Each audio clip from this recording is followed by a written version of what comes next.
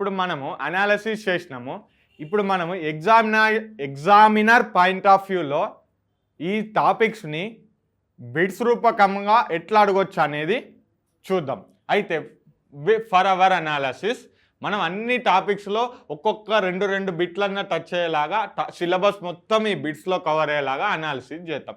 అయితే voltage regulation is maximum when power factor of a load is అన్నాడు.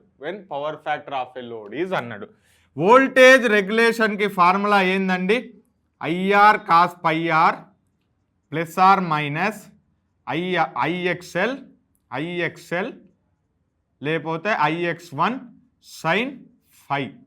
ఇది plus ఏమో లీడింగ్ పవర్ ఫ్యాక్టర్, ఇది plus lagging power factor, minus leading power factor.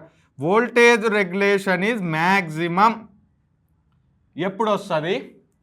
Voltage regulation zero ఎప్పుడు వస్తుంది?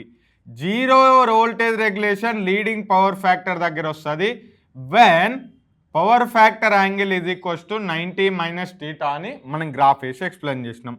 Voltage regulation maximum lagging power factor దగ్గర వస్తుంది when power factor angle is equals to internal mission angle అనుకున్నాం. అయితే మనము ఇది గ్రాఫికల్ రిప్రజెంటేషన్తో తీసుకున్నప్పుడు ఇది పవర్ ఫ్యాక్టర్, ఇది ఏంది వోల్టేజ్ రెగ్యులేషన్ అనుకుంటే,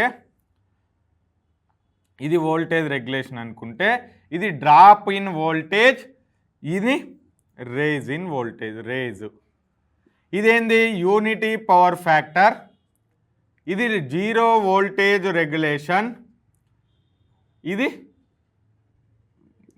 మ్యాక్సిమం వోల్టేజ్ రెగ్యులేషన్, ఇది voltage regulation at unity power factor.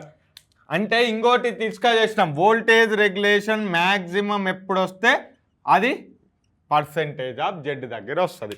అయితే voltage regulation is maximum when power factor angle is equals to internal mission angle. అంటే power factor is equals to R by Z. ఏ power factor దగ్గర? Lagging power factor దగ్గర. So voltage regulation is maximum when the power factor of the load is R01/Z01 lagging. ఇది voltage regulation topic.